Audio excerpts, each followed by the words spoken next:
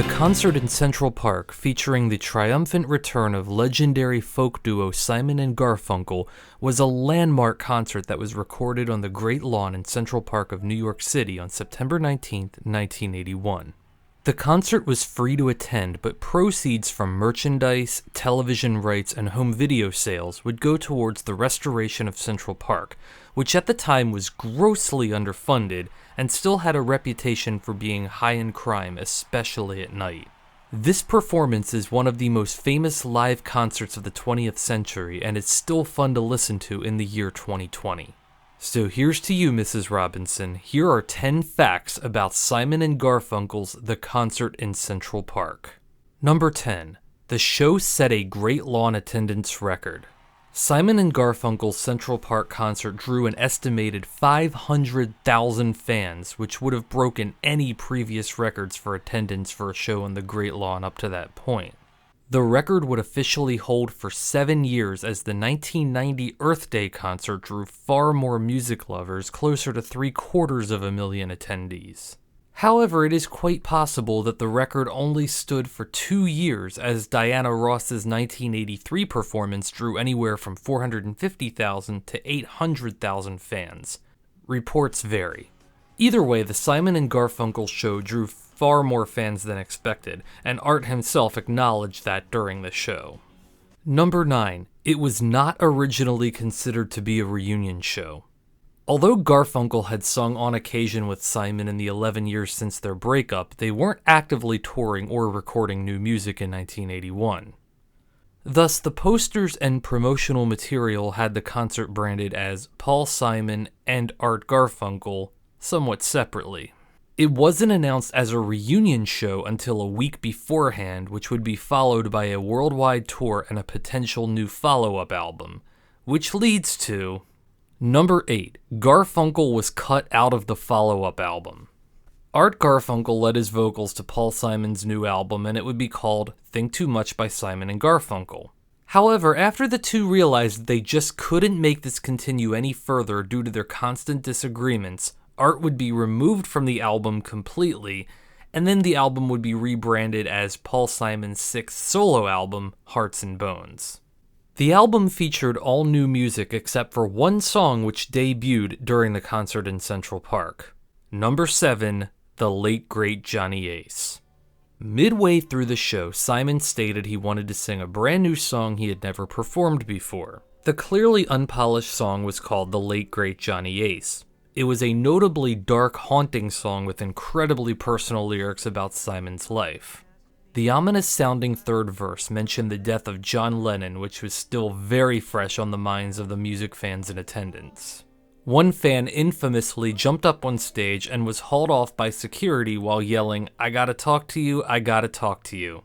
Simon, being the true pro that he is, didn't skip a beat.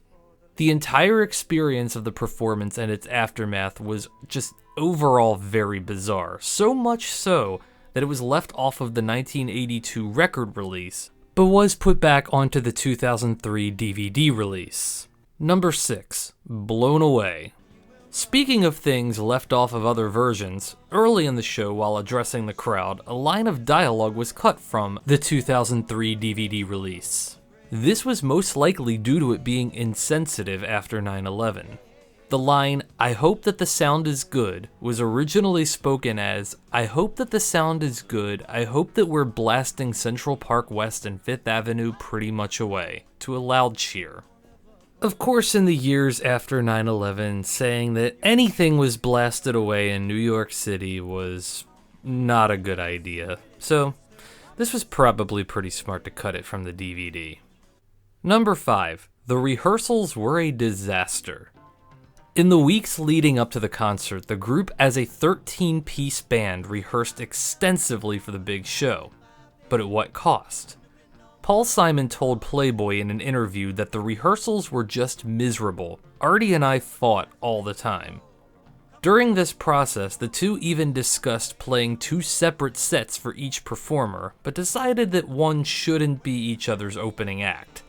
Hello, ego, my old friend. Number 4. The stage resembled a New York City rooftop. It's hard to imagine shows today being anything less than wall after wall of LED screens playing bright visuals during concerts. Even in 1981, stages were nothing but lights. However, this show, being in a natural environment, was much more practical. The set for this show resembled a New York City rooftop, really hammering home the close ties of the performers, the crew, and the fans had for this particular show.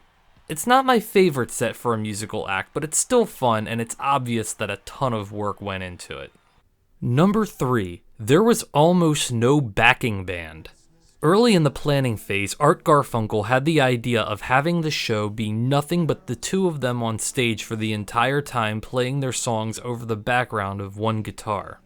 However, Simon said that due to an injury he suffered and the full band orientation of his newer songs, this wouldn't be possible. Garfunkel then decided they should hire a second guitarist, but in the end, they ended up playing as a 13-piece ensemble. The first encore did, however, feature the two of them playing Simon and Garfunkel classics by themselves, Old Friends, 59th Street Bridge, and The Sound of Silence. It was during this rendition of The Sound of Silence when, during the line, "In the naked light I saw 10,000 people, maybe more," the camera takes a wide shot of the audience from behind the two, and it is one of the most powerful moments in music history. That might be a list for another day. Number 2. Simon and Garfunkel did not think they did well. The duo were not thrilled with their own performance, as they believed they did not play to the level that they could have for such a high-stakes show. Earlier during rehearsals, Garfunkel admitted he had trouble learning Simon's new solo songs. Nevertheless, the show was still very successful and received generally positive reviews from critics and audiences. Most importantly, the show did end up making a bunch of money for Central Park, which leads to number 1, the catalyst for a movement. This concert started a trend of popular artists playing in the park to raise money and awareness for the maintenance and improvements of Central Park. Funding for the park is still heavily reliant on such donations from musicians and other philanthropists alike. So the next time you take a stroll through the Oasis in the Big Apple and you comment on how good it looks these days, keep Simon and Garfunkel in mind.